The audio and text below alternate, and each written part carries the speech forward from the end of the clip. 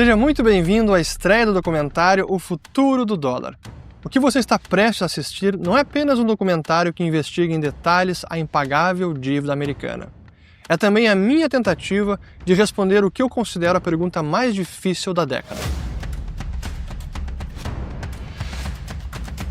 Em 2024, a dívida americana atingiu a marca de 35 trilhões de dólares. Esse número é maior que a economia americana e 20 vezes maior que a economia brasileira. É 11 vezes maior do que o valor de mercado da Microsoft, hoje a maior empresa do mundo. O valor assusta, mas talvez você pense que esse problema ainda está distante da sua realidade. Afinal, a dívida pública americana é um dilema de Washington e de Wall Street, sem reflexo direto na sua vida. Se você acredita nisso, eu tenho uma má notícia.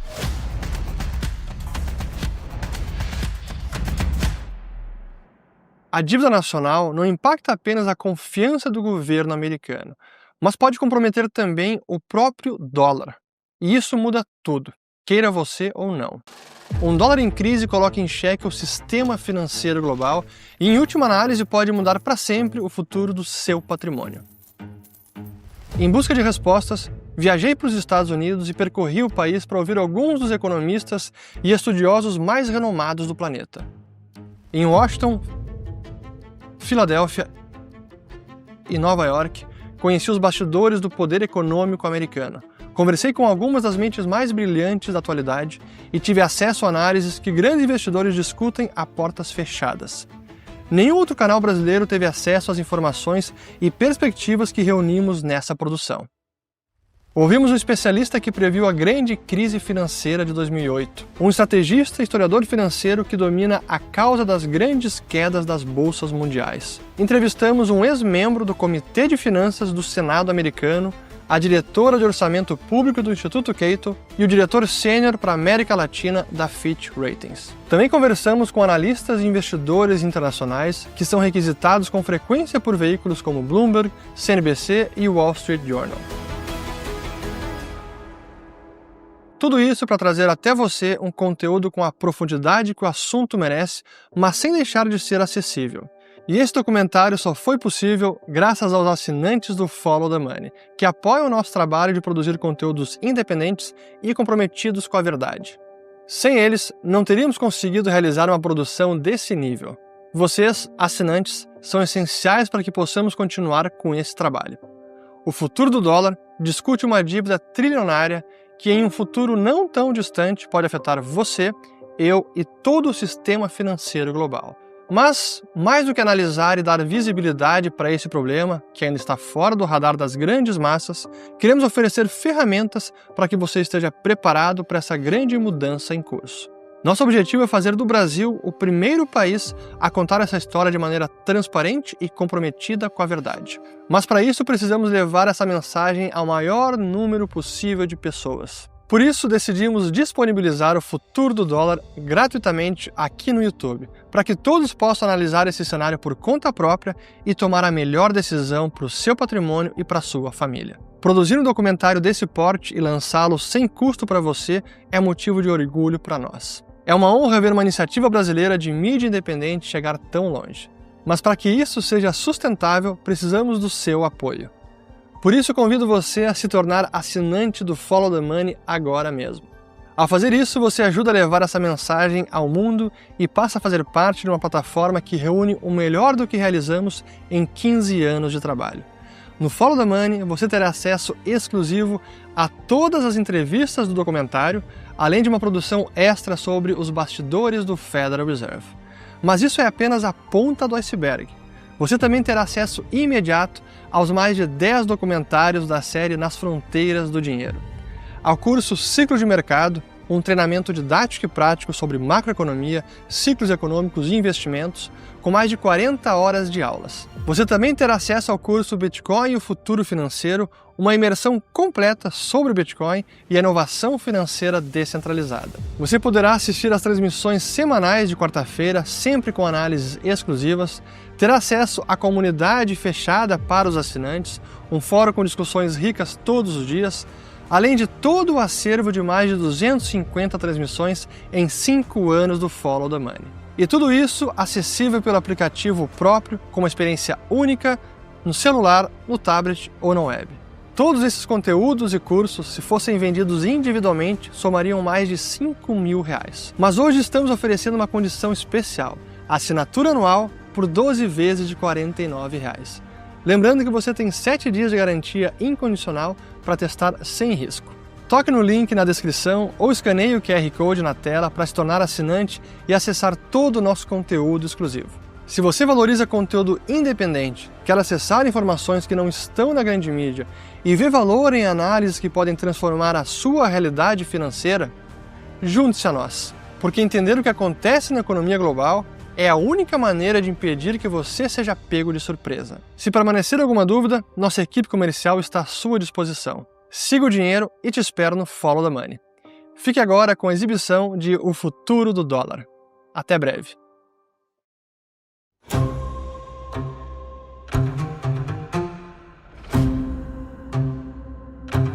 Em julho de 2024, a dívida pública americana ultrapassou 35 trilhões de dólares. In other words, we set the standard for the world, so we basically fund things by printing money.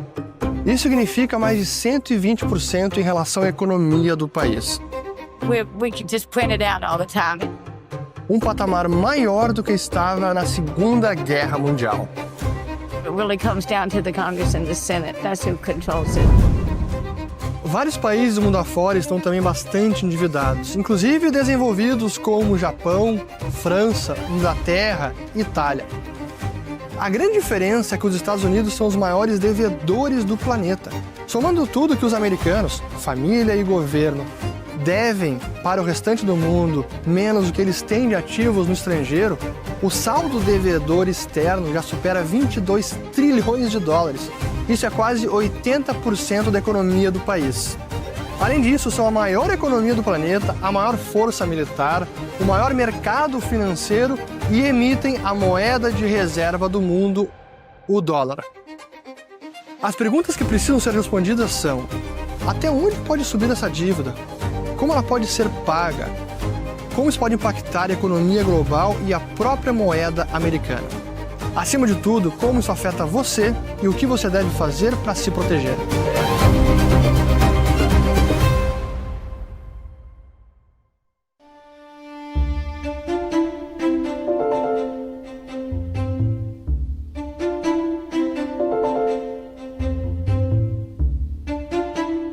Para a gente entender como o endividamento dos Estados Unidos chegou até aqui, é preciso voltar às origens e às ideias que fundaram esse país.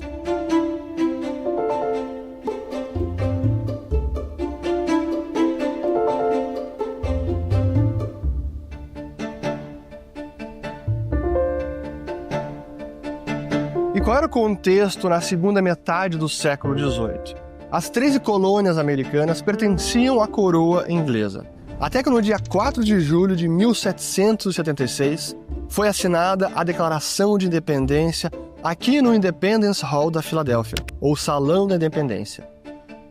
A primeira era de endividamento dos Estados Unidos começou durante a Guerra Revolucionária contra as forças britânicas, para financiar munições, soldados e toda essa mobilização para garantir a independência do recém-formado país.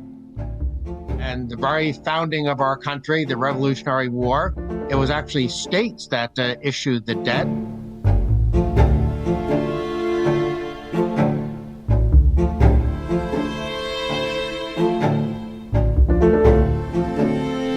Because we didn't really have a central government back then. Well, the founders of America did indeed have recourse to the flimsiest of paper dollars called Continentals. Their purchasing power went the way of most purchasing power attached to most paper currencies.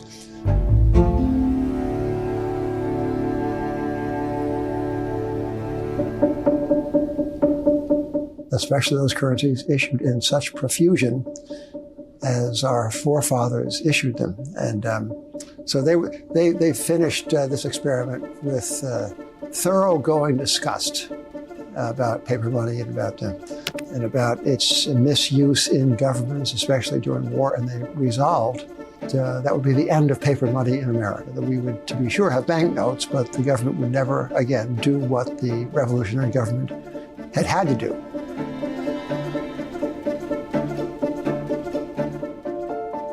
Nesse local ficava a casa do Alexander Hamilton, o primeiro secretário do Tesouro dos Estados Unidos. E ele liderou a primeira iniciativa para organizar as finanças do governo recém-formado. Porque imagina a situação naquele momento. Nem se sabia ao certo quanto o governo federal devia depois de toda a guerra revolucionária. But then one of Alexander Hamilton's big moves was to have the central government, in effect, take over the debt. And he was a very big believer in establishing the creditworthiness of the U.S. government, and he wanted to make sure that debt got paid off. E aí, em 1790, ele publicou o relatório sobre o crédito público, com o objetivo de passar um pente fino nessa dívida e propor soluções para financiar ela. O relatório chegou ao montante de 52 milhões de dólares. Isso era o que o governo federal devia, mas somada às dívidas dos estados, de 25 milhões, o montante total era que a dívida nacional estava em 77 milhões de dólares. We used to have a very, very small central government. As a matter of fact, in peacetime in the 1800s, it was only like 1 to 2 percentage points of GDP. It was literally almost like what libertarians might call the night watchman state, where the central government is basically in charge of national defense and a few other little things, but otherwise, everything is left to state and local governments, or more importantly, it's left to the private sector. And when you look back on the data for the 1800s and early 1900s, all the way up until the 1920s, 1930s, total government spending, central government, provincial or state government, local government, it was only about 8, 9, 10 percentage points of GDP. So we did have a very libertarian-minded government historically in the United States, which is what our founding fathers wanted. Our Constitution was written to narrowly limit the powers of the central government.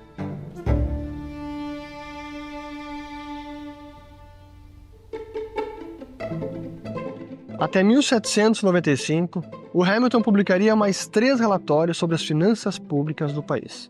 E num deles, defenderia a ideia de um banco nacional, que seria o precursor do atual Federal Reserve. O First Bank of the United States foi fundado em 1791, e anos depois teve a sua sede mudada de forma permanente para esse prédio. Mas ele não era um banco central moderno. De fato, era um banco nacional, mas ele não geria a reserva dos bancos, não definia política monetária e nem era um prestamista de última instância. Tinha, sim, privilégios de ter filiais em vários estados e de emprestar dinheiro para o governo americano. O primeiro banco dos Estados Unidos fechou as portas depois que a sua licença expirou. E aí veio o segundo banco dos Estados Unidos, o Second Bank of the United States, em 1816, e também com uma licença de 20 anos e acabou encerrando as operações depois que esse período venceu. E nos mesmos moldes do primeiro banco, um banco nacional de fato, mas não como um banco central moderno. Mas é curioso que o Alexander Hamilton, por um lado, defendia um Estado forte e é também considerado o pai intelectual do Banco Central, o Federal Reserve, que permite o agigantamento do Estado ao financiá-lo. Por outro, ele defendia a quitação da dívida pública, o que de fato aconteceu em 1835 com o presidente americano Andrew Jackson. Let us move forward in time to the 1830s and 1840s. We had a president named Andrew Jackson, who was bound and determined to see to the destruction of something called the Second Bank of the United States, which is forerunner to the Federal Reserve. Andrew Jackson had a fear and loathing of banks. He grew up in the backwoods of Kentucky, and the banks were most fragile and most untrustworthy. So he was a hard money man. Essa foi a primeira, última e única vez que a dívida nacional foi quitada integralmente. A relação dívida sobre PIB desabou de cerca de 30% em 1790 para 0 em 1835. Essa foi a primeira era do endividamento público dos Estados Unidos.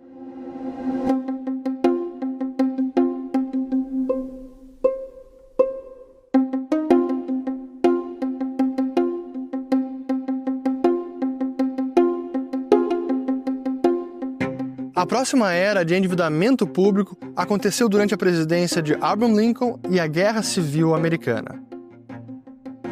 Com um misto de controle fiscal e forte crescimento econômico e populacional, a dívida chegou a quase zero às vésperas de o país entrar na Primeira Guerra Mundial. De pouco mais de 30% de dívida sobre o PIB ao fim da Guerra Civil a cerca de 7% em 1916. Assim terminava a segunda era da dívida nacional americana.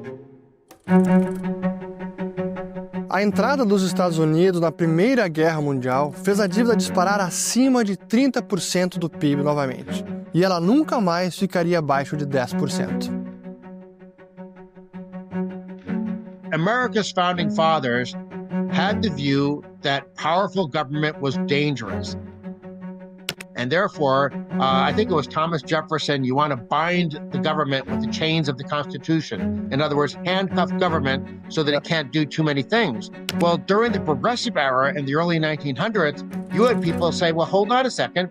Government's not a threat to liberty. Government can make our lives better. And they had sort of this very technocratic, progressive governance idea. And they said, let's basically get rid of the restrictions in the Constitution so the central government can do more things. Now, Woodrow Wilson did give us the Federal Reserve. He gave us the income tax. So some really bad things happened in 1913. But the real damage was done in the 1930s.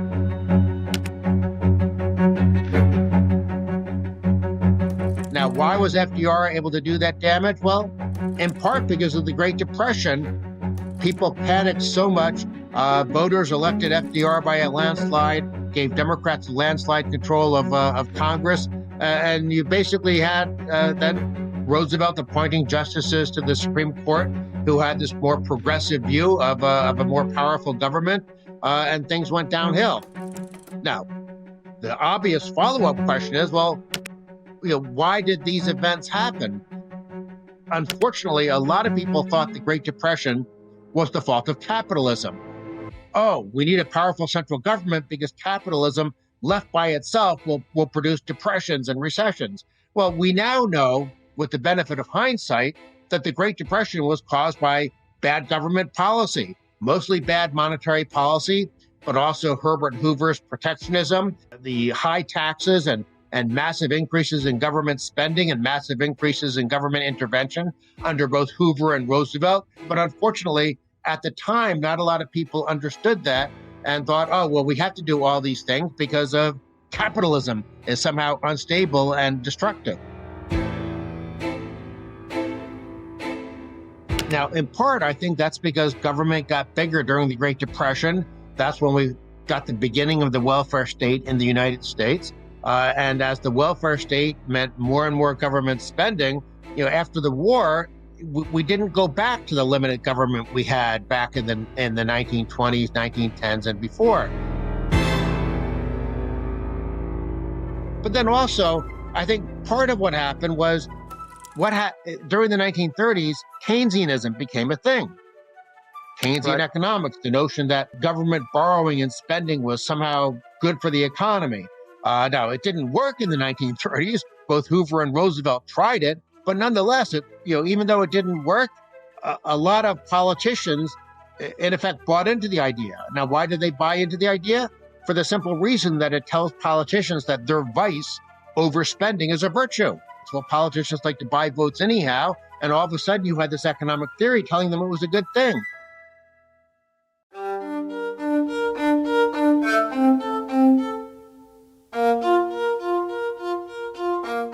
A Segunda Guerra Mundial acabou com os cofres públicos. E para financiar esses déficits históricos, o Tesouro Americano acabou emitindo quantias inimagináveis de dívida.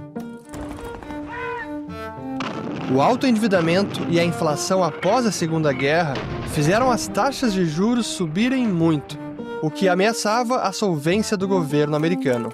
Algo precisava ser feito. So at some stage, whether in America or elsewhere, you have to get involved in creating an artificial interest rate on bonds.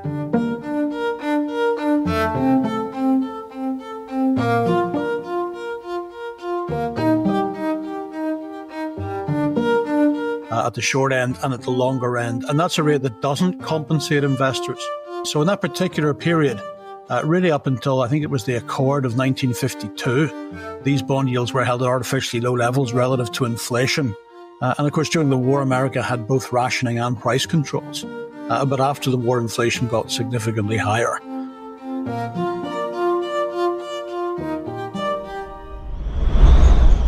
Ao fim da Segunda Guerra, a dívida pública ultrapassa incríveis 110% da economia. A demografia favorável, ganhos de produtividade e um pouco de inflação foram todos fatores que fizeram a dívida cair para cerca de 40% ao fim dos anos 1960. Ao longo da década seguinte, com ainda mais inflação, a dívida chegou próxima de 30% da economia americana.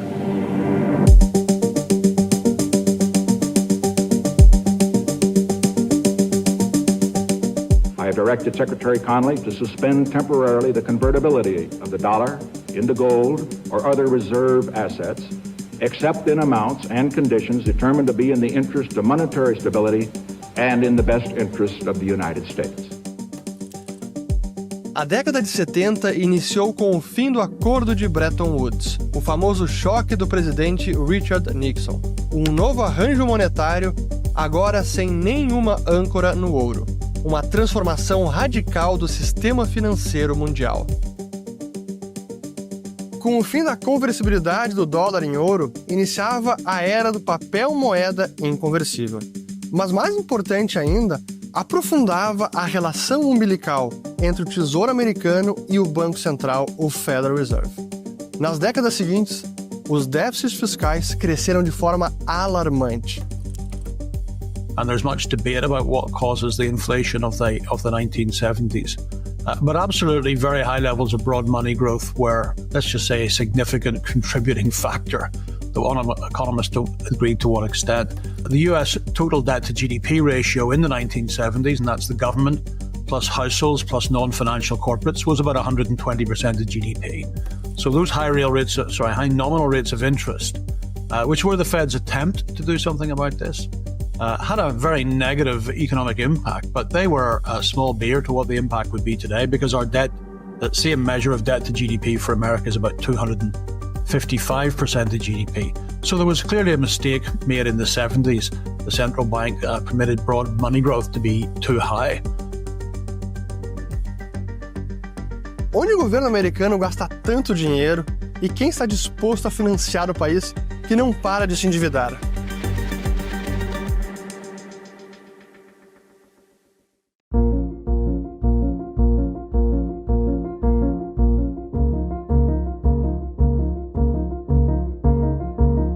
No ano fiscal de 2024, o governo federal deve gastar quase 7 trilhões de dólares. Esse é o tamanho do orçamento público americano. Isso é mais de 3 vezes a economia inteira do Brasil. E o gasto público em relação à economia dos Estados Unidos vem crescendo de forma consistente ao longo do último século. De menos de 3% em 1929 para cerca de 22% em 2024. Com alguns picos em recessões e durante a Segunda Guerra Mundial, quando superou 40% o gasto público sobre o PIB.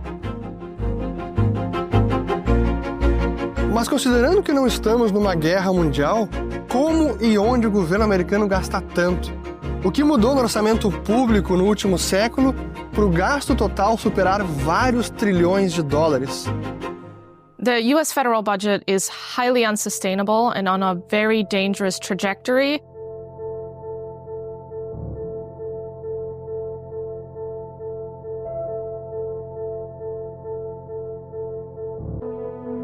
With spending driving higher deficits and debt. The budget deficit now is what we would normally see when we were in the throes of a recession.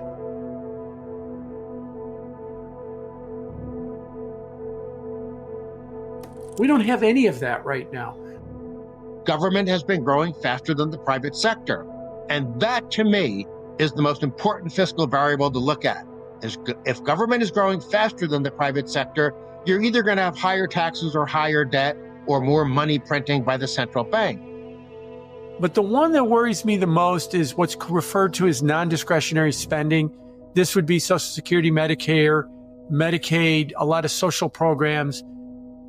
In other countries, Social Security often refers to the entire gamut of different income transfer programs. In the United States, Social Security specifically refers to the retirement income program, and then Medicare and Medicaid are part of the health transfer programs. That these programs are indexed to inflation. They run on autopilot, if you will. The government the Congress doesn't have the political will to cut or change any of these programs. Além do quartel-general em Baltimore, o Programa de Seguridade Social conta com mais de 1.200 escritórios como esse aqui, espalhados por todos os Estados Unidos. A sua origem remonta da década de 1930, como parte do New Deal, o programa econômico ambicioso do Franklin Delano Roosevelt depois da Grande Depressão. Hoje, isoladamente, é a maior despesa do governo americano. It was one of the very first broad-based welfare programs the United States adopted. Prior to that, you had veterans benefits, which people saw as legitimate because it was providing benefits for soldiers who had fought in World War I. But Social Security, this broad-based welfare program, wasn't something the American people were readily willing to accept. This was at a time when the culture was one of self-sufficiency and self-reliance. The American people saw themselves as hardworking, independent individuals who didn't rely on the government for anything. So Social Security really was the first general welfare program, which is why they didn't sell it as a welfare program. They convinced people that it was a savings system, but it never was. It was always an income transfer program. We know this in part because you can look at the very first Social Security recipient. Her name was Ida Mae Fuller. She paid taxes for about 3 years, the equivalent of roughly $500 US. And her first Social Security benefit check, which she collected in 1940, was almost as large as her entire tax contributions of roughly $500. So then she collected benefits for 35 years at a return of 1,000% for about $500,000 in today's terms. So you can see that it is a Ponzi scheme. It relies on younger workers paying the benefits of older retirees. So when Social Security was first set up, the only reason it worked is because it relied on a growing workforce of younger people to fund the benefits of, at the time, a relatively small group of retirees. But our demographics have shifted since then. Now we have a rising group of older retirees. As longevity has expanded, people are living longer, and they're also spending more time in retirement as a result of that because we incentivize people to retire early because of programs like Social Security and Medicare. Otherwise, people would likely work until later ages.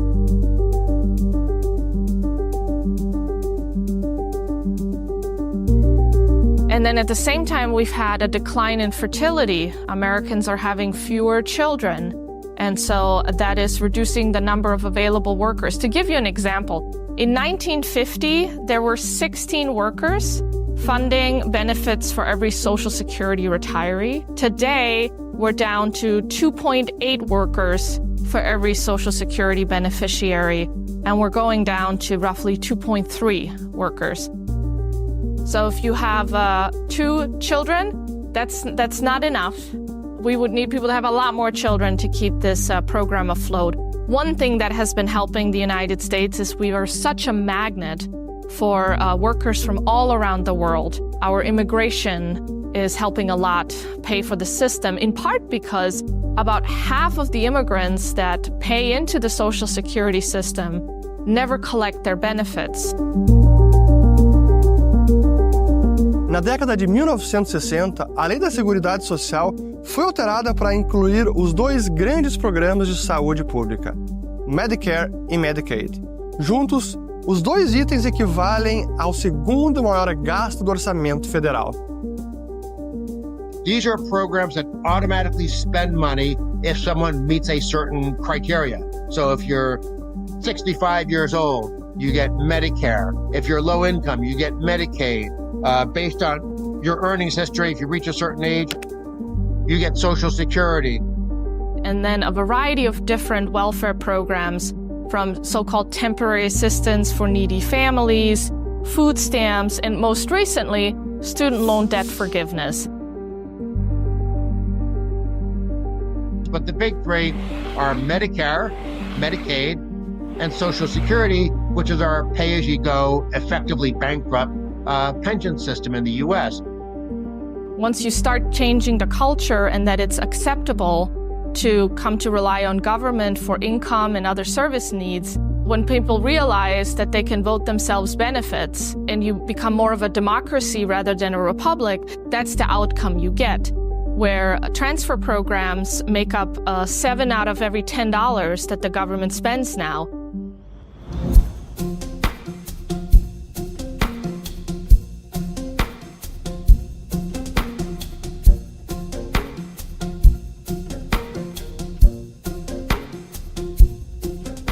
Os gastos com seguridade social e saúde pública são do tipo obrigatórios, constam em lei e o governo precisa honrar esses compromissos. Além desses, há outros obrigatórios, o que eleva esse item para quase 4 trilhões de dólares, ou mais de 60% do orçamento total. Mas há uma outra categoria que demanda muito dinheiro público e é considerada discricionária: o gasto militar americano.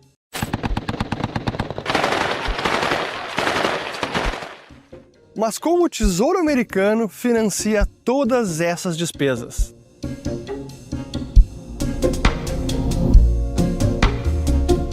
Mais de 4 trilhões de dólares arrecadados e ainda assim o governo não consegue fechar a conta.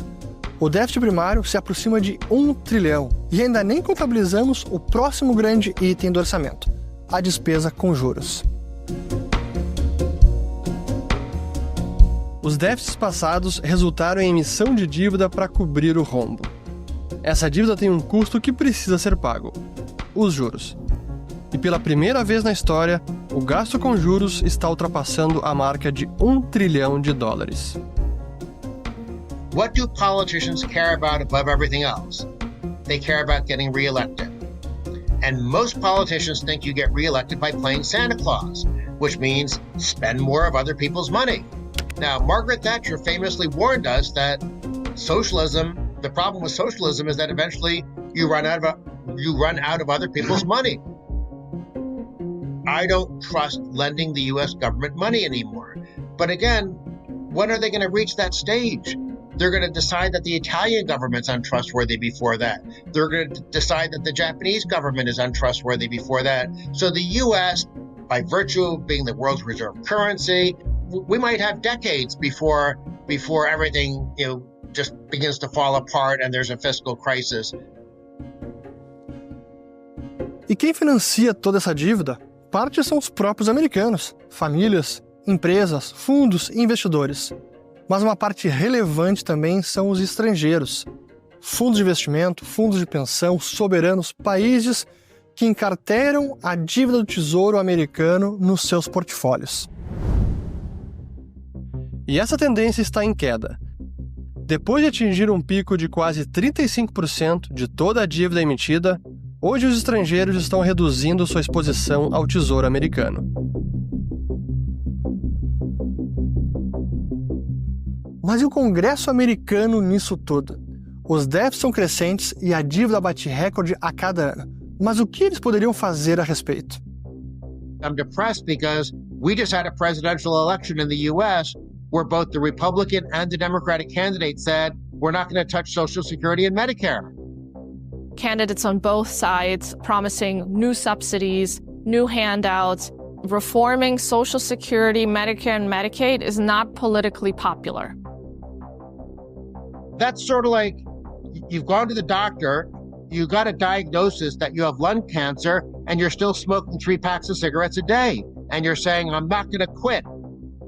So I would say that we're already in a debt crisis in the sense that our debt is too high and it's dragging down our economic growth, which hurts Americans' ability to make money, to start new businesses, to improve their living standards. We desperately need to reform entitlements, but the politicians don't want to.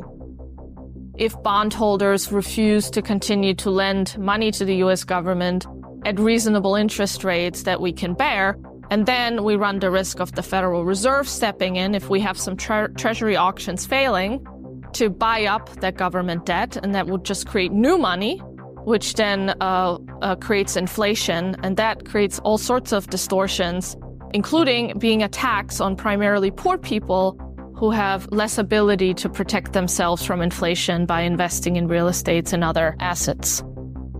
So there is an annual report produced by the Treasury Department called the Financial Report of the United States Government that projects over the next 75 years the government's spending and revenues, and then calculates its unfunded obligation, which is the gap between what we're projected to spend and what we will collect in revenues. Under those projections, the U.S. unfunded obligation is about $80 trillion. That's how much you would need to invest today to be able to cover those obligations over the next 75 years. And more than 100% of that unfunded obligation is due to Medicare and Social Security. Until you reform Medicare and Social Security, you are not addressing the fiscal crisis.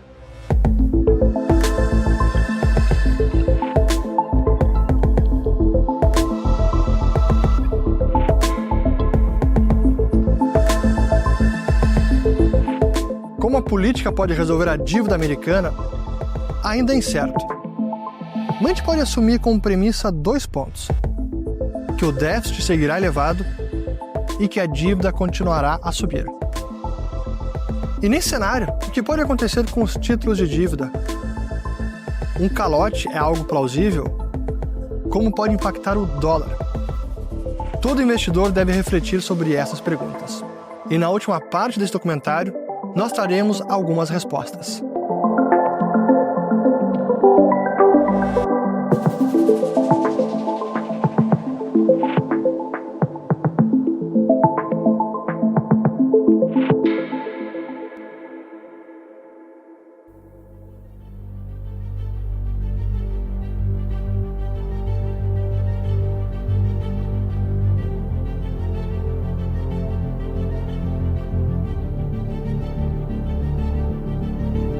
E como essa situação histórica impacta o dólar e a economia global?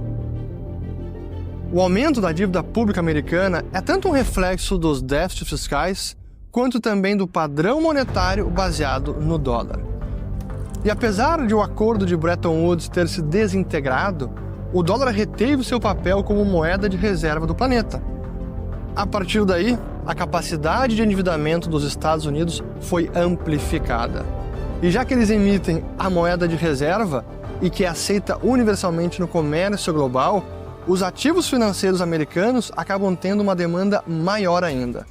E um dos ativos pilares do sistema financeiro mundial são justamente os treasuries, títulos do Tesouro americano. The United States is in possession of something called the Reserve Currency Privilege. The United States gets to issue its own currency with which to pay its bills, domestic and foreign. There are hundreds of billions of dollars worth of treasuries still in the custody of the People's Republic and of Japan and of other Asian creditors who have taken dollars in exchange for the merchandise. The United States has availed itself of this privilege by running up enormous debts, domestic and with respect to foreign creditors.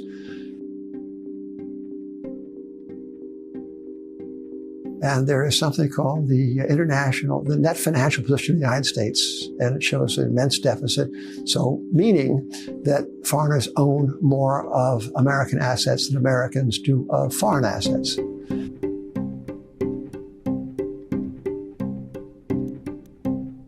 Os dólares que são exportados pelos Estados Unidos retornam na forma de investimento estrangeiro, tanto para investir na dívida pública americana, como também no maior mercado financeiro do planeta.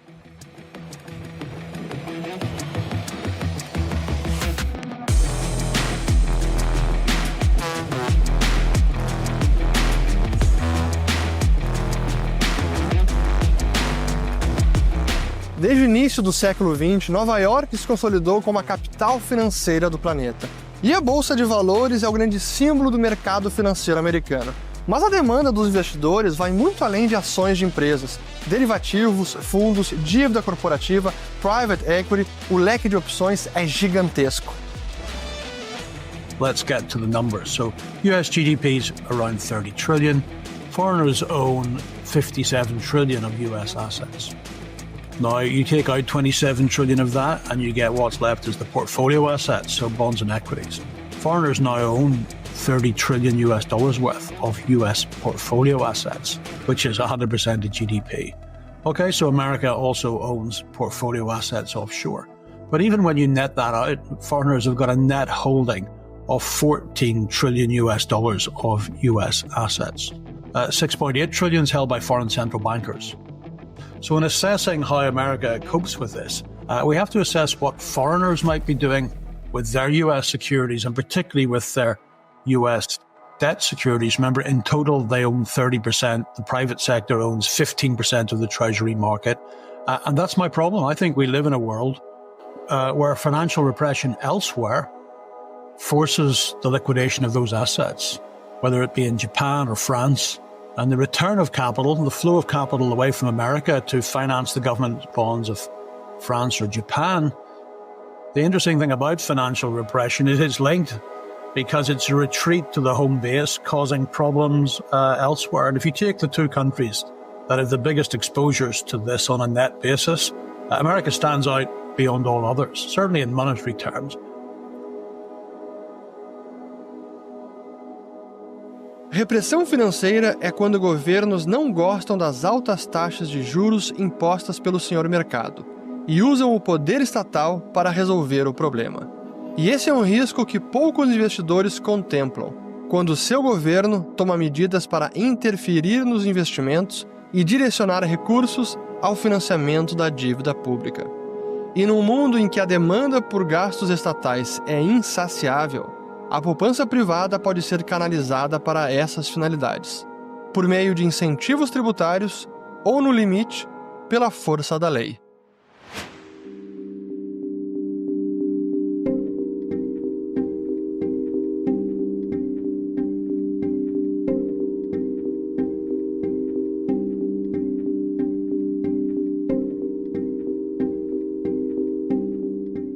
Mas voltando à dívida pública americana, existe um fator que a gente não abordou ainda, mas é determinante.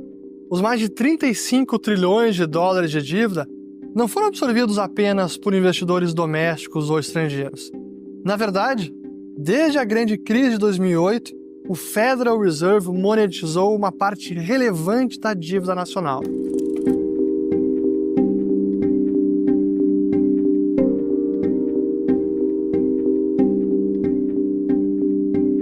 Criando dinheiro do nada, a partir do Fed de Nova York, que fica exatamente nesse prédio, o Banco Central do dólar estreitou ainda mais a relação umbilical com o Tesouro americano.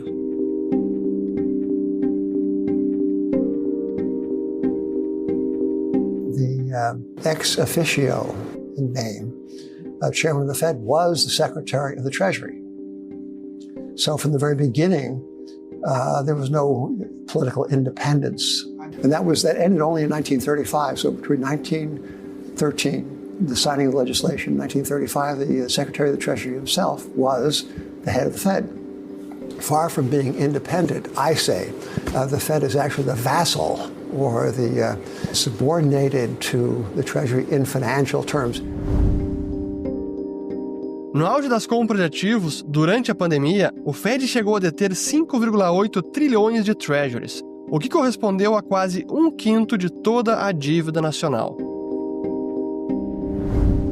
Remember in 2011, Standard & Poor's had the effrontery to reduce the rate, the AAA rating in the United States from AAA to a AA+. And the world went, huh? How could it do such a thing? And the government itself wasn't pleased. And S&P caught considerable flack for doing that. But now I think people are saying, yeah, the government is not the financial powerhouse that it was. Just look at the debt, look at the interest expense.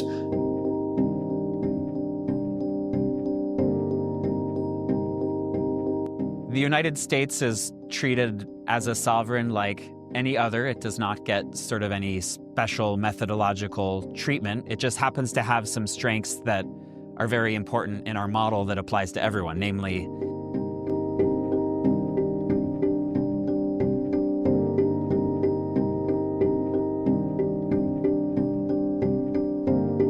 if you issue a reserve currency and the United States issues the world's preeminent reserve currency, that gives you a lot of financing flexibility, sort of this extraordinary privilege and access to financing that other sovereigns don't get. So that is something that supports a very high rating for the US, but we did downgrade the US from AAA to AA+, namely in light of fiscal and political concern.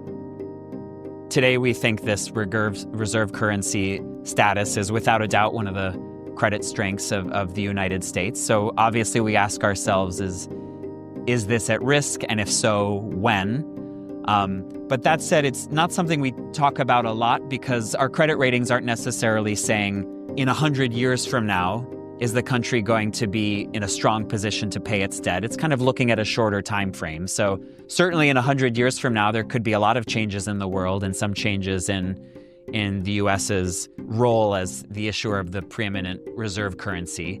But for now, it still is. And if there were any global developments that were to result in a significant decrease of the share of global reserves that are held in US dollars, that's something that could indeed be reflected in the rating. But that's not something, after plenty of conversations about it, we see happening in the foreseeable future. Foreseeable future meaning the next 5 to 10 years, but not necessarily over the next century.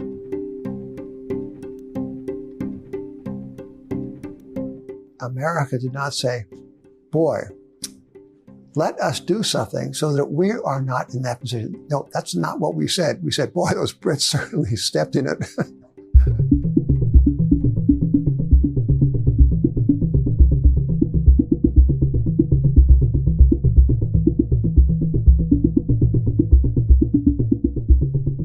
Quando consideramos as projeções dos especialistas, o déficit fiscal não tem perspectiva de zerar.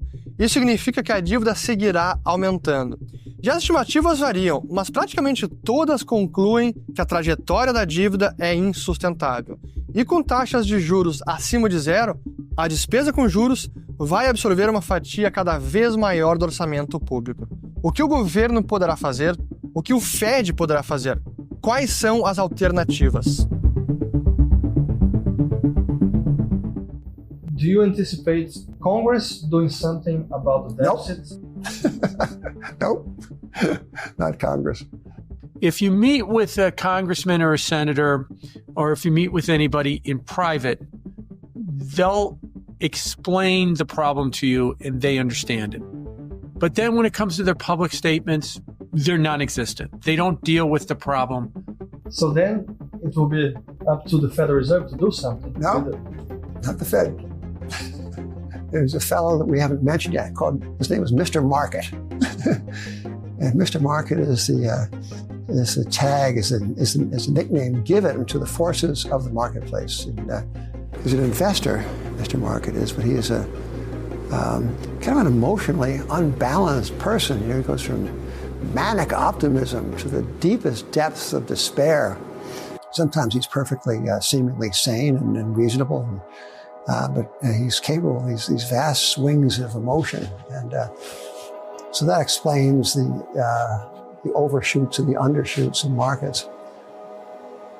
So it's to me, it's not inconceivable that something untoward and indeed something unimagined, certainly undiscussed, could be on our future.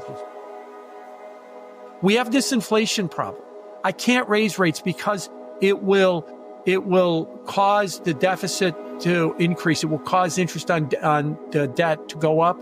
So I know that this is a thing that a lot of people believe the Fed will do, is that they will try and cut interest rates and they will try to lower the interest costs. They will try to soften the blow of large debt.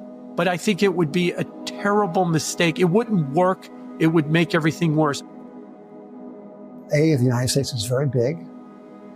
The economy is immensely strong. And the place of America in the world is considerable. And the confidence that we Americans enjoy by our counterparts in foreign countries, that confidence is precious and is evidently very hard to shake. Por um lado, a confiança nos Estados Unidos ainda é enorme, especialmente quando se compara às alternativas. Mas, considerando o volume de ativos americanos em mãos de estrangeiros, é difícil não se perguntar o que acontece se essa confiança for seriamente abalada.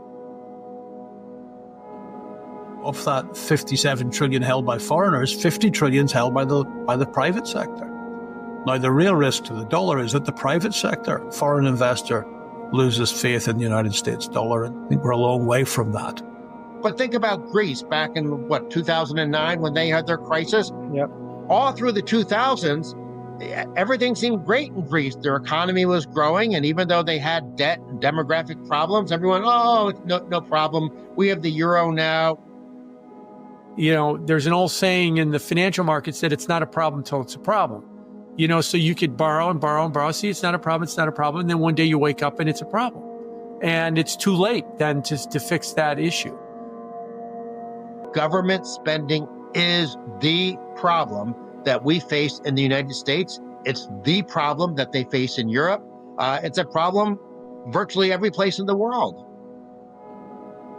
We probably will be one of the last dominoes standing because before the U.S. blows up, Italy will blow up, France will blow up, maybe Japan will blow up. China, I think, already is in the process of blowing up. Financial repression works easily through regulated financial institutions, but it's difficult to enforce against the individual. So far, we have never run a financial repression without resort to exchange controls of one form or another. Will we see foreign central bankers liquidating those and moving them into another currency? Probably not. Moving them into gold? Probably yes.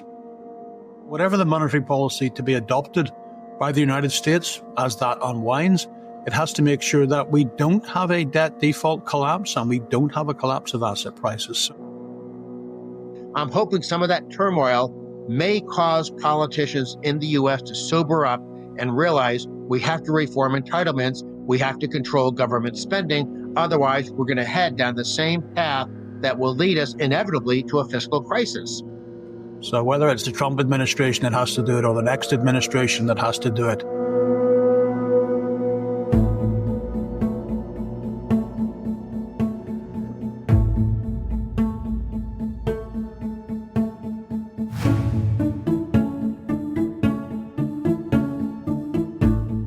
Talvez o único consenso do mercado é que não há saída fácil.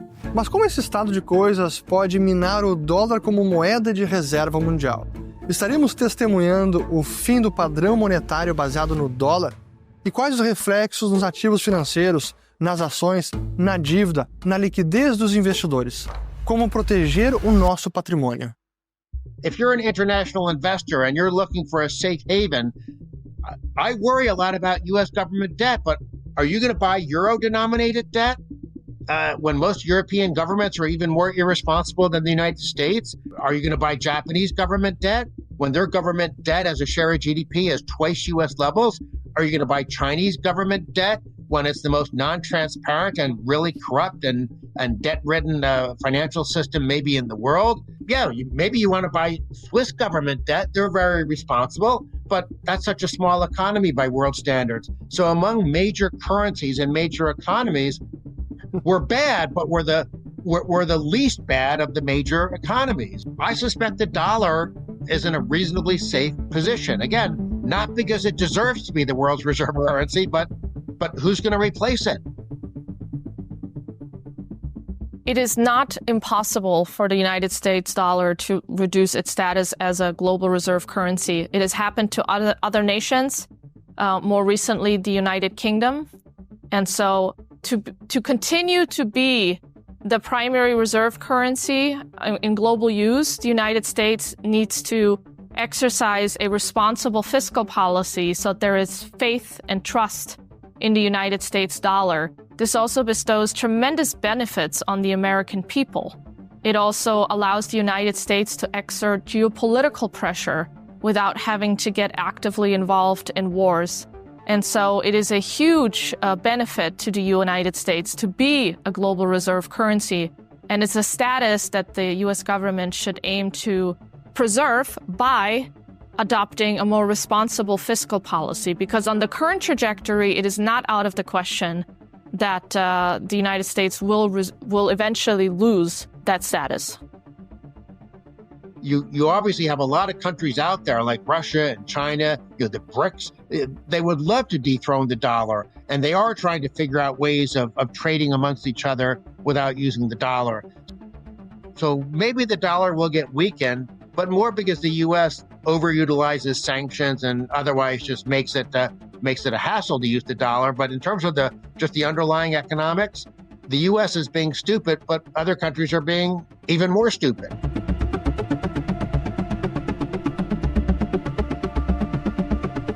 O resumo da ópera é que a trajetória da dívida americana é insustentável. Algo precisará ser feito ou haverá uma crise fiscal, uma crise de dívida que pode minar a própria moeda americana. Mas o endividamento elevado é um problema global, especialmente nos países desenvolvidos. E nessa comparação relativa, a América parece ser a menos pior. E dado o dinamismo e tamanho da sua economia e de seu mercado financeiro, talvez esteja mais distante que outros países desse dia do julgamento final pelo senhor mercado. Ainda assim, todo investidor precisa considerar esses riscos e tomar decisões para proteger seu patrimônio.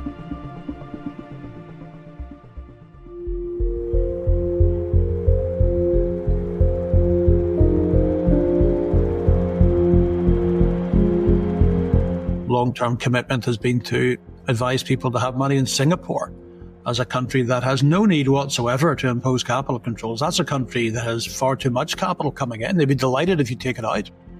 So there may be a few places that are actually better than the United States of America.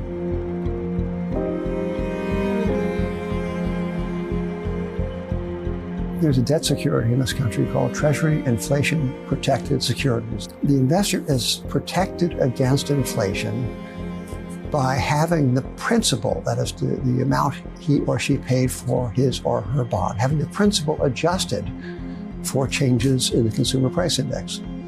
So every day there's an imputed change in the principal value by according to the expected change or the historical change in the consumer price index, and that is adjusted constantly. Before I tell you what's good about this, there is one problem, which is the security is denominated in dollars, which is a currency the Fed is happy to devalue. It seeks to devalue the dollar by 2% a year. And the proposition for the investor is that if over the next 30 years, the rate of inflation averages more than 2.3%, you are better off in TIPS than you would be in a standard unindexed government security.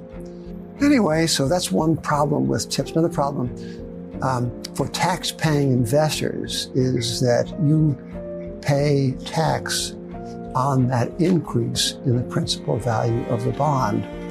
So you're paying a tax to the government because of the inflation the government itself creates.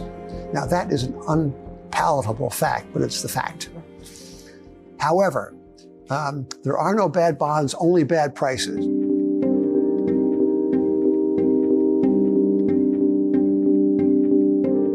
Another thought is to look at companies that have pricing power, that have a lot of leverage to rising prices because they have small payrolls in regard to their businesses that don't have a lot of help to pay and to index the salaries to the rising rate of inflation. An example would be, for example, a gold royalty company or even an iron royalty company that has like 6 people on the payroll, but which nonetheless earns a percentage of the top line of the mining company. So you profit by rising commodity prices, but you are not caught in the throes of the diminished margins that often bedevil companies during a time of inflation.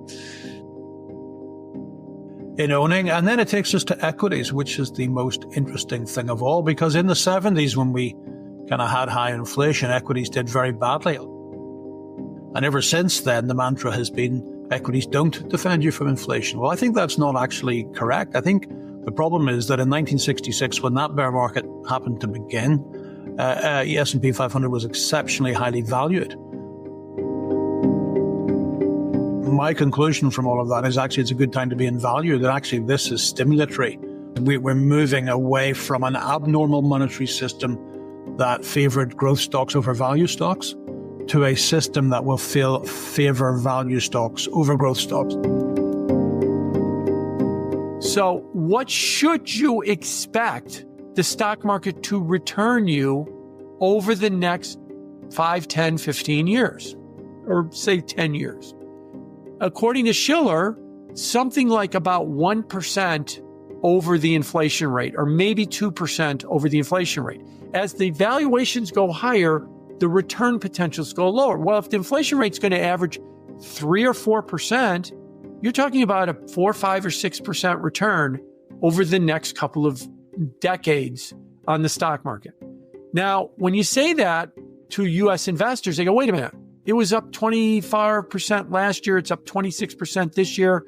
Crypto's up 100%. Doesn't it always go up 20% every year? No, it can't if you have this level of valuation. So can the stock market continue to advance? Yes, it can continue to advance. By how much? Where's the U.S. market?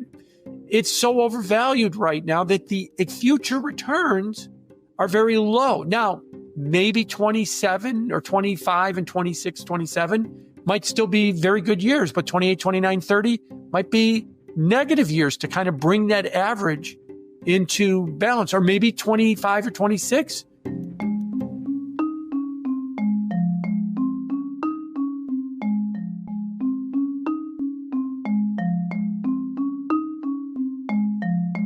How do you remove your money, remove your wealth from the financial system? The answer is you can't. But the closest way you can do it is by buying something outside of the financial system. And for thousands of years, the answer was gold.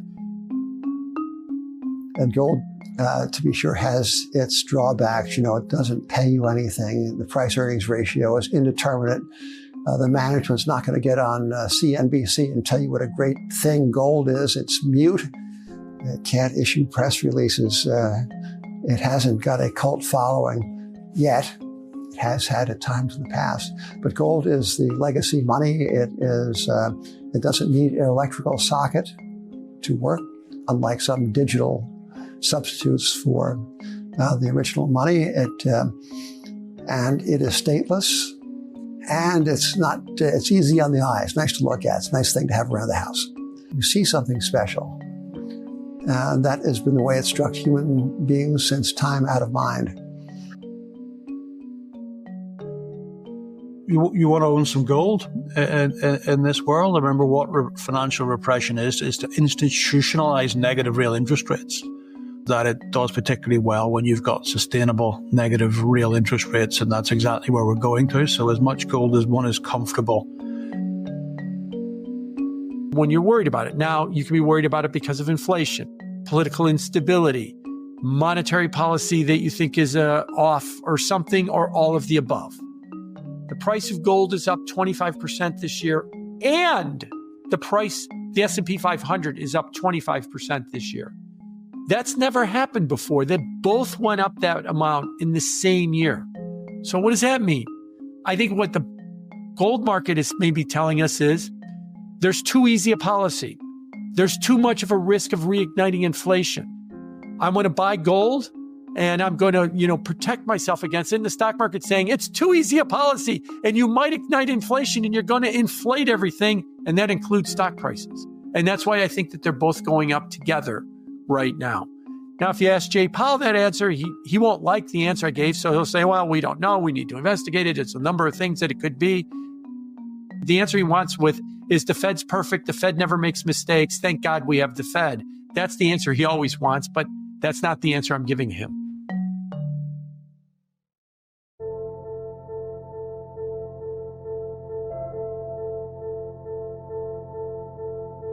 The dramatic first conclusion is no bonds. The second one is have as much gold as you're comfortable with. The third one is don't have any S&P, which is grossly overvalued. And the fourth one is have value stocks. Now, that is seen by many people as a radically dangerous portfolio, even though none of the assets in it are radically dangerous, because it's so different from the consensus.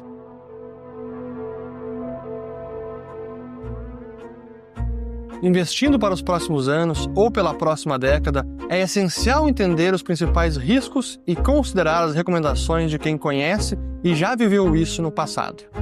A história não se repete, mas fornece lições valiosas. O mundo passa por grandes transformações, na economia, na geopolítica, no comércio internacional, no sistema financeiro. O fim de um longo ciclo de endividamento global se aproxima. A ordem monetária vigente desde 1971 requer bases mais sólidas. A volta de Trump ao governo americano, a guerra na Ucrânia e a nova Guerra Fria podem acelerar essas transformações. Estamos possivelmente entrando numa nova era de nacionalismo comercial, nacionalismo de capital, com todas as repercussões que isso traz para todo e qualquer investidor. Nesse cenário, em que o endividamento estatal é insustentável, dívida pública, especialmente de longa duração, deveria ser evitada. Na renda variável, deveriam ser priorizadas aquelas ações de valor, com fundamentos e com poder de repassar a inflação. E como apólice de seguro contra todo o sistema financeiro, o ouro, o ativo monetário milenário. E, na minha opinião, Bitcoin, o potencial ouro digital. Esse último, claro, para aqueles que compreendem a tecnologia e seus fundamentos. E como proteção de jurisdição, avaliar portos seguros como o exemplo de Singapura. Mas cada investidor tem as suas necessidades, seus objetivos e o próprio perfil de risco. Cada um precisa colocar tudo na balança e concluir qual a melhor alocação para o seu patrimônio. Pessoal, em primeiro lugar, gostaria de agradecer pela audiência, especialmente aqueles que estão assistindo até o momento. Espero que tenham gostado do documentário e, em nome de toda a equipe que trabalhou na produção do documentário, já deixo o meu muito obrigado e espero que as informações tenham sido valiosas para vocês. E a verdade é que esta produção não poderia ter saído num timing melhor, porque neste momento o mundo inteiro se debruça sobre as questões fiscais dos Estados Unidos, está tramitando uma peça legislativa sobre o orçamento do governo americano para os próximos anos. Então hoje o grande foco de preocupação, de atenção de investidores, de analistas, do mercado em geral, é justamente o que acontece com o governo americano e que pode impactar no dólar, no mercado de ações, nos nossos investimentos, no seu bolso. Então, realmente, o time não poderia ter sido melhor. Mas eu quero agregar alguns comentários sobre pontos importantes que foram abordados pelos nossos entrevistados e que vale a pena a gente elaborar um pouco mais, até porque desde que nós iniciamos a produção do documentário, já se passaram alguns meses, muita coisa aconteceu, segue acontecendo e vale a pena explorar um pouco mais de cuidado o que está acontecendo. Mas antes eu queria falar do nosso aplicativo Follow the Money, que é o que nos permite produzir esse tipo de conteúdo, de documentários, vídeos aprofundados, para trazer as melhores informações financeiras para que você decida melhor e invista melhor o seu patrimônio. Para quem não conhece ainda, o Follow the Money é um aplicativo que tem uma experiência única e espetacular, tanto em mobile, até vou mostrar aqui já para vocês. Então aqui temos o aplicativo, então em mobile, que também funciona em tablets, no PC, ambiente web, também pode ser espelhado na TV. E aqui temos todos os conteúdos disponibilizados, desde os documentários da série Nas Fronteiras do Dinheiro, e agora o documentário O Futuro do Dólar é mais um que se agrega a esta série. Temos documentários sobre as primeiras bolhas financeiras da história, desde a mania das tulipas até a bolha da Companhia do Mar do Sul, a bolha do Mississippi, enfim, são tantos assuntos bacanas e importantes para que a gente possa aprender com a história financeira, e em produções cinematográficas para que você possa aprender ao mesmo tempo que aprecia um documentário muito bacana de se assistir. Além disso, temos os nossos encontros semanais, todas as quartas-feiras, 19 horas, quase sempre ao vivo, em que abordamos algum assunto de momento, como a decisão de juros do Banco Central, ou algum assunto importante que está impactando a economia e os mercados. E é um momento muito importante porque não apenas trazemos um conteúdo com mais aprofundamento, com mais detalhe, mas também falamos com vocês, nossos assinantes. Então há uma interação, eu respondo as perguntas ao vivo, é sempre um encontro muito bacana.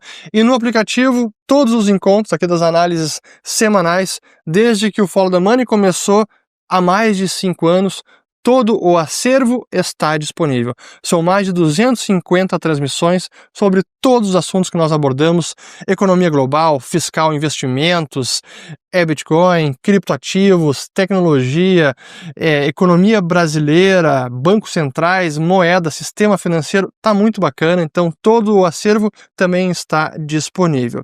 E claro, os nossos carros-chefe também, que são os cursos Ciclos de Mercado, um curso de macroeconomia, de ciclos econômicos e investimentos. Todos os módulos estão disponíveis com todas as aulas, tudo aqui por meio do aplicativo. Além também do curso Bitcoin e o Futuro Financeiro, que também está disponível. E mais a nossa seção Além das Finanças, com bastidores, além de outros conteúdos. Então tudo está disponível aqui no aplicativo, junto com a nossa comunidade. Então aqui também há o espaço da comunidade, que é exclusiva dos assinantes, em que há uma interação com vocês, onde vocês inclusive podem postar notícias, informações, discussões, tudo ocorre aqui dentro da comunidade fechada. Então este é o nosso ponto de contato, de interação, em onde nós entregamos todos os conteúdos exclusivos para que você possa investir melhor, com mais segurança e dormir tranquilo. Então, se você assinar agora, você tem acesso imediato a todos os conteúdos. E se cada um dos conteúdos fossem comercializados individualmente, o ciclo de mercado, o Bitcoin, o futuro financeiro, os documentários, os encontros semanais, eles chegariam a um valor de mais de R$5.000. Mas hoje nós estamos dando acesso a você por apenas 12 vezes de R$49. Então, 12 vezes de R$49, acesso imediato a todos os conteúdos que temos no Follow the Money. Então, siga o dinheiro, aproveite essa condição especial e garanta o seu lugar no Follow the Money. Agora eu gostaria de explorar alguns pontos específicos do documentário que merecem especial atenção. O primeiro é o fato de que hoje nenhuma dívida pública é quitada. Não há quase essa preocupação por nenhum governo, e nós vimos isso no documentário que aconteceu também nos Estados Unidos. Desde Alexander Hamilton, o primeiro secretário do Tesouro, que defendia a ideia de que a dívida pública deveria ser quitada, o que aconteceu em 1835, depois disso, a dívida americana nunca mais foi amortizada por completo. Quase pagaram toda a dívida no final do século XIX, mas a partir do século XX isso não aconteceu mais. E com a transformação da economia americana e mais ainda das ideias econômicas que moldaram a década de 30 e as décadas seguintes, praticamente nenhum país a partir de então se preocupou de fato em quitar integralmente a dívida nacional. É quase que uma normalidade ou um fato da vida, como a lei da gravidade, que os países incorrem em déficits, têm dívidas públicas e que essas dívidas jamais serão quitadas, são apenas roladas ano após ano, década após década. Essa hoje é uma característica das dívidas nacionais. Não foi sempre assim, mas ainda no século XXI, em pleno 2025, é dessa forma que as dívidas são tratadas pelos diferentes governos, e com o governo americano tampouco é diferente. Então, as dívidas jamais são quitadas, são apenas roladas. Mas eu queria explorar também a questão do governo Trump, que foi e é impactado por esse legado da dívida nacional americana, sendo que ele também ajudou a aprofundar os déficits e aumentar a dívida nacional no seu primeiro mandato. E quando Trump assume segundo mandato em 2025, ele também recebe este legado de dívida elevada, mais de 35 trilhões, e com um novo plano econômico, e que a época que o documentário foi produzido e filmado, as principais entrevistas foram conduzidas, este plano ainda não tinha sido revelado. Só que esse plano, ele tem um potencial de mudar muita coisa, podendo inclusive agravar o déficit americano e a dívida também. Coisa que a Romina Boccia deixou muito claro na sua entrevista, que esse era o grande problema e a grande preocupação, em que os principais candidatos da eleição, Kamala Harris e Donald Trump, não tinham uma real preocupação com o controle das contas públicas. E depois que Trump assume, parece que ele tem mais preocupação com as iniciativas do DOGE, o Departamento de Eficiência Governamental, liderado pelo Elon Musk, que acabou fracassando, pelo menos dadas as expectativas que haviam sido postas, de talvez 2 trilhões de economias. Isso não vai ser mais alcançado. Mas apesar da preocupação fiscal ser verbalizada pelo presidente Trump, na prática, o potencial das medidas que ele tem colocado em marcha e até do orçamento que tramita no Congresso em maio de 2025, o potencial é de mais déficit, mais dívida, e não há ainda luz no fim do túnel de contenção de gasto americano. Então, este programa de governo de Trump, que traz como principal foco o déficit comercial e não o déficit fiscal, e por isso as tarifas comerciais, por isso a ideia de desvalorizar o dólar para reequilibrar o comércio global, no final das contas pode sim aprofundar e gerar uma crise de dívida, uma crise fiscal nos Estados Unidos. O que me traz ao próximo ponto que vale demais destacarmos, que é a entrevista que fizemos com o Jim Grant, e quando perguntamos o que poderiam fazer com relação ao déficit e à dívida americana. E eu perguntei ao Jim, será que o Fed vai poder fazer alguma coisa? Ele disse, não. Será que o Congresso vai fazer alguma coisa? Também não.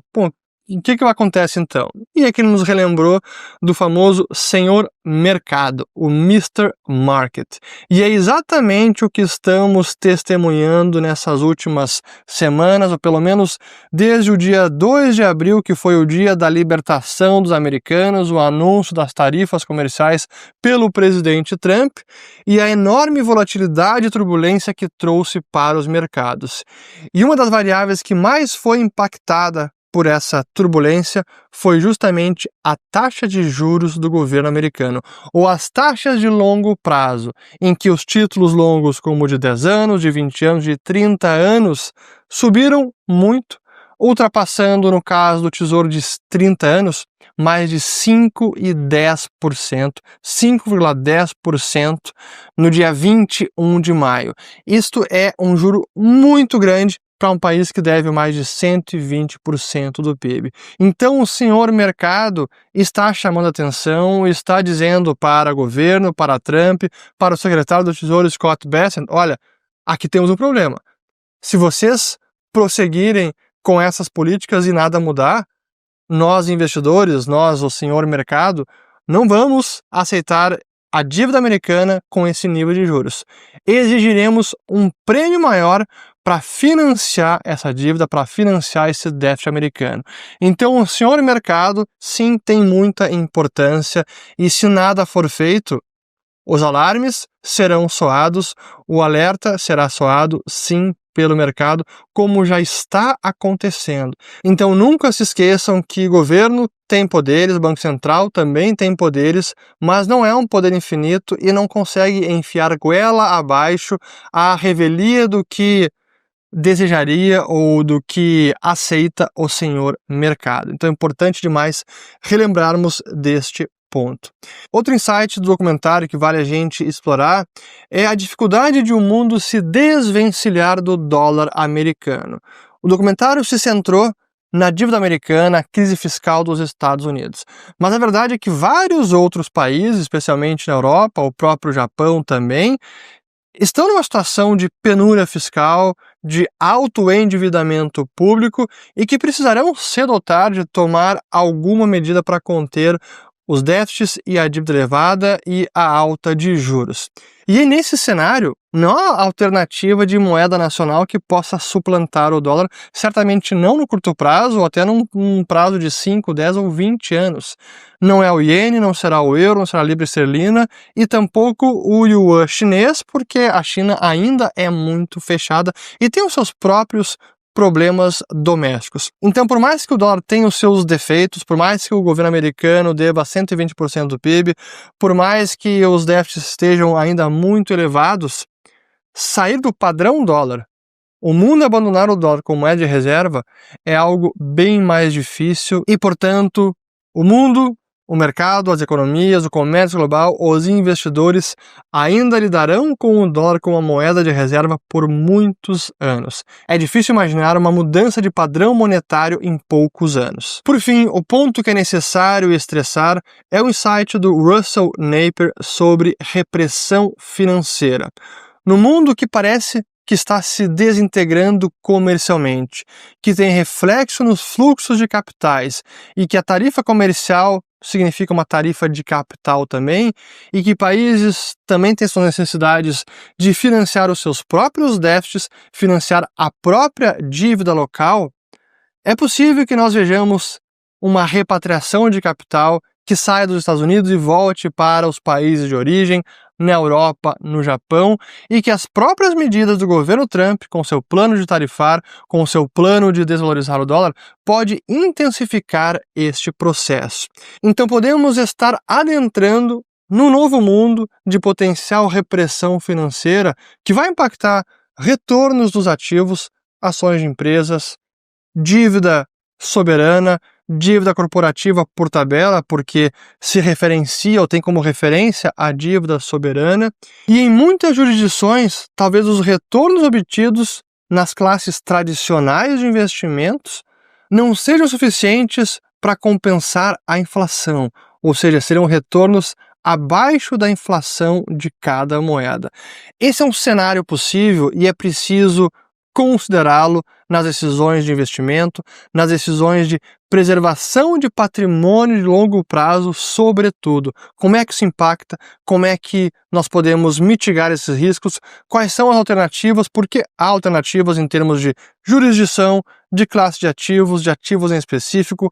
O Russell Napier mencionou o ouro como uma possibilidade, então há formas de mitigar esses riscos, mas são cenários que não estamos acostumados a contemplar, mas como o mundo hoje está num lugar muito diferente, e eu diria num momento histórico de transição, de inflexão, é preciso considerar também esses cenários que hoje parecem talvez distantes, mas eu diria que estão cada vez mais perto da nossa realidade. Qualquer dúvida, coloquem aqui abaixo nos comentários, compartilhem esse documentário, essa informação precisa chegar ao maior número de pessoas possível, são insights valiosos, ensinamentos e conhecimento fundamental para que vocês invistam com mais segurança, com mais tranquilidade e assim preservem o patrimônio de vocês e das suas famílias. E lembrando, novamente, da nossa oferta especial do Follow the Money, Siga o Dinheiro, apenas 12 parcelas de R$ 49,00 para o plano anual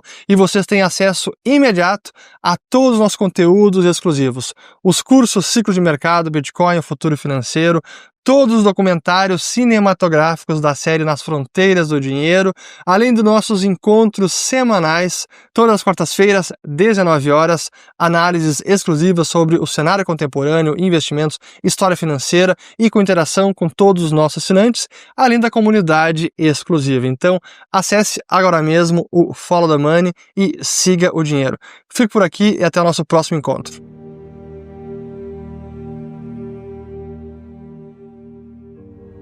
But I think that this era of ours will go down in history books yet unwritten, yet the authors perhaps yet unborn. This era will go down as a time of monetary confusion.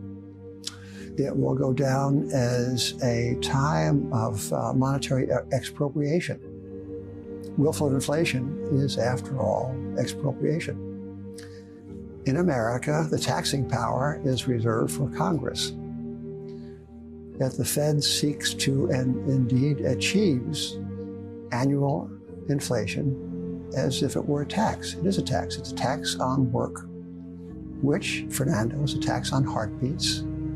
Heartbeats are finite. And this to me is, the monetarists will say inflation is always and everywhere a monetary question. And the fiscal theorists of inflation will say it's always and everywhere a fiscal phenomenon. I say that inflation is always and everywhere a moral phenomenon.